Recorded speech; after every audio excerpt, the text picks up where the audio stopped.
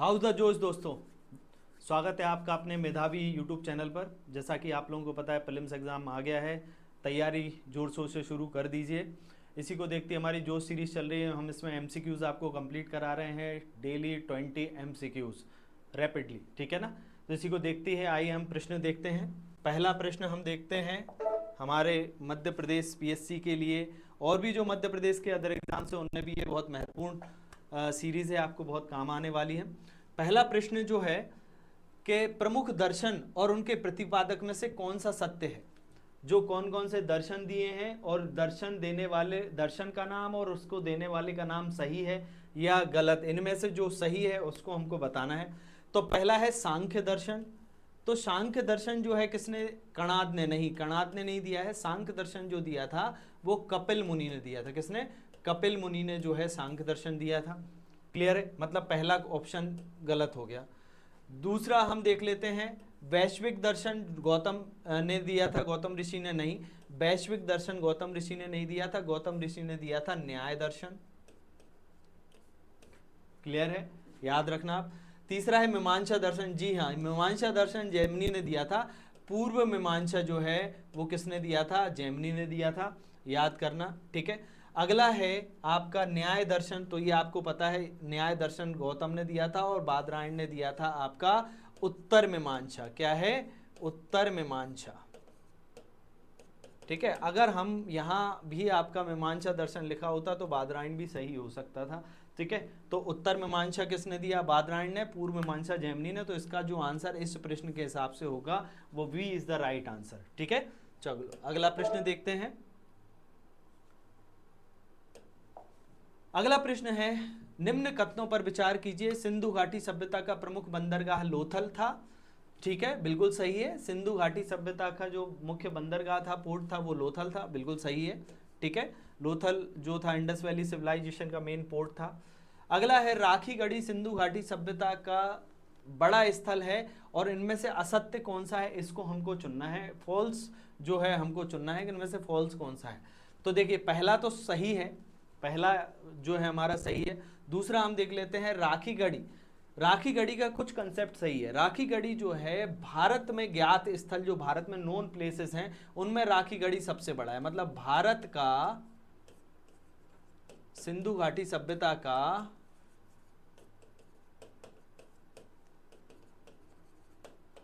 राखीगढ़ी जो है सबसे बड़ा स्थल है। सिंधु घाटी सभ्यता का राखीगढ़ी इंडिया में नोन सबसे बड़ा प्लेस है। लेकिन अगर सिंधु घाटी, पूरी सिंधु घाटी सभ्यता का सबसे बड़ा स्थल, तो आप सभी विद्यार्थियों को पता होगा मोहनजोदड़ो। सिंधु घाटी सभ्यता का सबसे बड़ा नोन स्थल है। तो इसके प्रश्न के हिसाब से गलत कौन सा हुआ, बी। अब इसमें से देख लेते हैं, ए तो सही है, ए सही है, मतलब ये आंसर नहीं होगा। इसका आंसर क्या होगा, B is the right answer, ठीक है। दोनों में से मतलब ए तो सही है, तो बी इसको प्रश्न के हिसाब से उत्तर हमारा होगा, ठीक है। अगला प्रश्न देखते हैं। अगला प्रश्न है, ऋग्वेद का सबसे प्राचीन विदथ मुख्य कार्य क्या था। विदथ एक संस्था थी, प्राचीन संस्था थी, ठीक है। ऋग्वेद में नोन जो है हमने देखा है, 4 संस्थाओं के नाम हमको देखते हैं कौन कौन से। एक तो है सभा, एक थी हमारी समिति, एक थी विदथ और एक थी गण।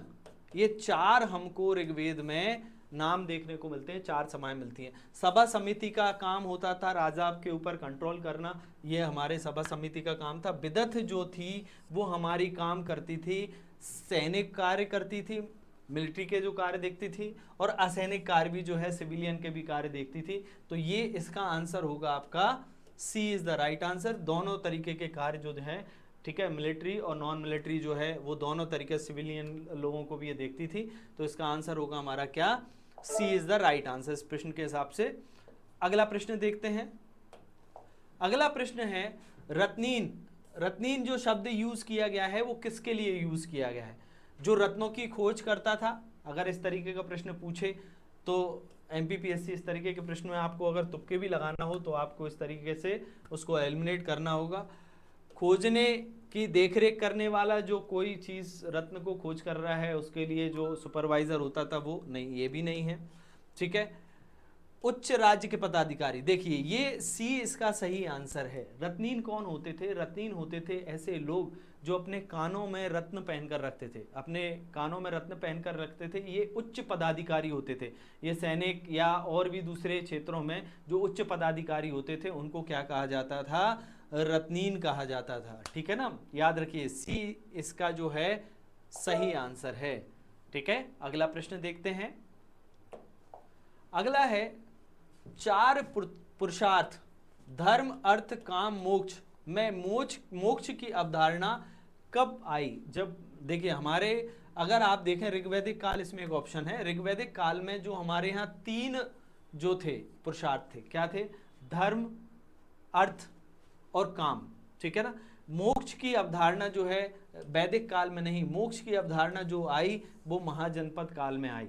ठीक है ना, महाजनपद काल मतलब इसका भी आंसर जो होगा वो सी होगा। ठीक है, मोक्ष की अवधारणा जो है महाजनपद काल में आई। मोक्ष जो है लोगों ने मोक्ष शब्द के बारे में जब जाना वो महाजनपद काल से जाना। चलिए अगला देखते हैं। अगला प्रश्न है बौद्ध धर्म से संबंधित है। बौद्ध की क्या स्पेशलिटी है और इसमें कौन सा ट्रू स्टेटमेंट है, ट्रू कोट है, इसको हमको बताना है। तो बौद्ध धर्म एक ईश्वरवादी था। क्या ये सही है? नहीं, बौद्ध धर्म में ईश्वर की मान्यता ही नहीं थी, तो एक ईश्वरवादी कहां से होगा? बौद्ध अनात्मवादी था, मतलब ये बौद्ध में आत्मा को नहीं मानते थे बौद्ध, ये सही है।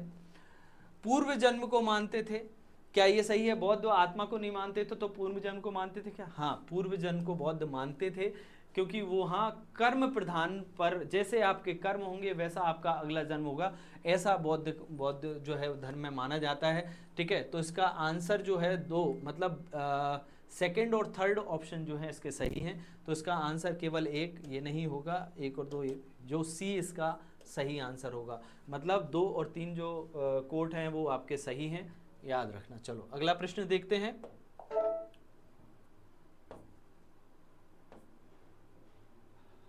अगला प्रश्न है माध्यमिकवाद शून्यवाद पर विचार कीजिए।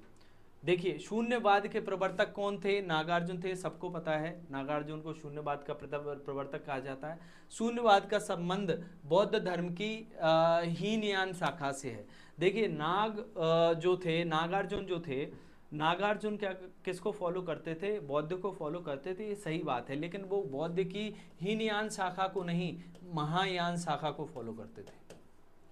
ठीक है, तो इसमें हमको क्या बताना है? स्टेटमेंट जो फॉल्स स्टेटमेंट है उसको बताना है।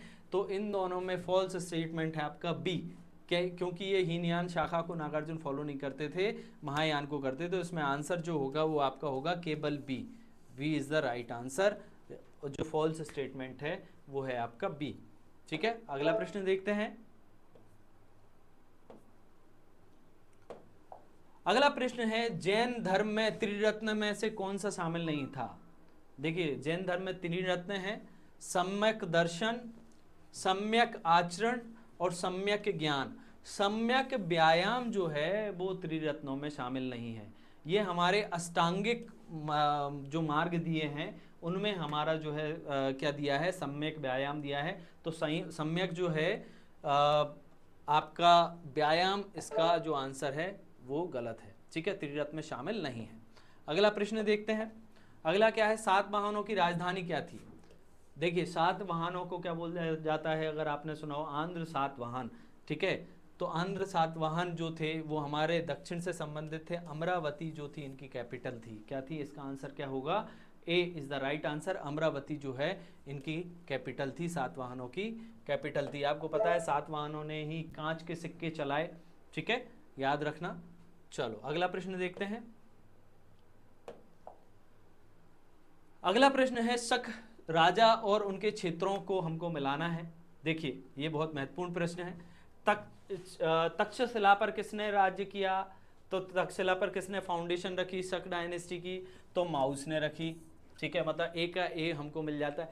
इस तरीके के प्रश्न मैच द कॉलम एमपीपीएससी पूछ रहा है और इनको बार बार आपको इस तरीके के प्रश्न आते हैं और इनमें कुछ एक दो ही प्रश्न आपको बनते हैं तो आप इसके आंसर लगा सकते हैं। आप देख लेते हैं इसमें पहले का ऑप्शन अगर एलिमिनेशन मेथड लगाएं तो उसमें कौन कौन से हैं?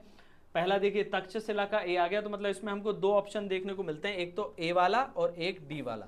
इन दोनों में से आंसर होगा, तो एलिमिनेट हो गया आपका क्या, सी और बी एलिमिनेशन हो गया। तो इस तरीके से आपको प्रश्न को सॉल्व करना है। दूसरा देखते हैं, मथुरा पर कौन था, राजुल। ठीक है, तो अब यहां से आपको दूसरे से देख लेते हैं, तो दूसरे का जो है आंसर डी होना चाहिए, मतलब इसका आंसर भी आपका डी होगा। ठीक है, यहां से आप देख लो, आपका मालवा जो था, मालवा पर आपका किसने किया, चेस्टन ने, और नासिक पर आपका किसने किया, आपके भूमक ने। ठीक है, तो इस तरीके से आपका इसका आंसर जो होगा वो डी होगा। इस तरीके से आपको एलिमिनेशन मेथड के साथ भी अपने क्वेश्चन सॉल्व करना। वहाँ आपका प्रेजेंस ऑफ माइंड बहुत मायने रखता है एग्जाम में, इसलिए जब भी किसी प्रश्न को आप सॉल्व करो तो क्वेश्चन को ध्यान से पढ़ो, उसमें कौन कौन से ऑप्शन बन रहे हैं, कौन से नहीं बन रहे हैं, एलिमिनेट करो, इससे आपको थोड़ा सा हेल्प मिलेगा। चलो अगला देखते हैं, अगला प्रश्न देखते हैं हम। अगला क्वेश्चन है हमारा अष्टांग हृदय। बिल्कुल सही, अष्टांग हृदय किस विषय से संबंधित है। ठीक है, तो जो है हमारी अष्टांग हृदय जो है वो हमारी बुक है और ये आयुर्वेद से संबंधित है। ठीक है, किससे संबंधित है, आयुर्वेद से जो है संबंधित है, और बाघ भट्ट ने इस बुक को लिखा है। ठीक है, चलिए अगला प्रश्न देखते हैं। अगला है संगम साहित्य के रक्षक कौन कहा जाता था, किसने संगम लिटरेचर है उसको प्रिटेंड करके रखा, तो ये थे हमारे, आपको पता है, पांड्य शासक। ठीक है, साउथ के जो हमारे पांड्य शासक थे। चलो ये प्रश्न बहुत आसान था। अगला प्रश्न देखते हैं हम। मोहम्मद गौरी ने भारत में प्रवेश के लिए सर्वप्रथम किस क्षेत्र को जीता या किस क्षेत्र पर आक्रमण किया। तो मोहम्मद गौरी जब भारत आया था तो सबसे पहले उसने जो है सौराष्ट्र, गुजरात वाले क्षेत्र पर, किसमें, सौराष्ट्र पर आक्रमण किया था। ठीक है, और इसका राजा कौन था सौराष्ट्र का, सौराष्ट्र का राजा था उस समय भीम द्वितीय, सोलंकी शासक थे, भीम द्वितीय जो थे उस समय सौराष्ट्र के शासक थे। मोहम्मद गौरी ने जब आक्रमण किया, तो ये आपको याद रखना, इसका आंसर होगा क्या, सी। चलो अगला प्रश्न देखते हैं हम।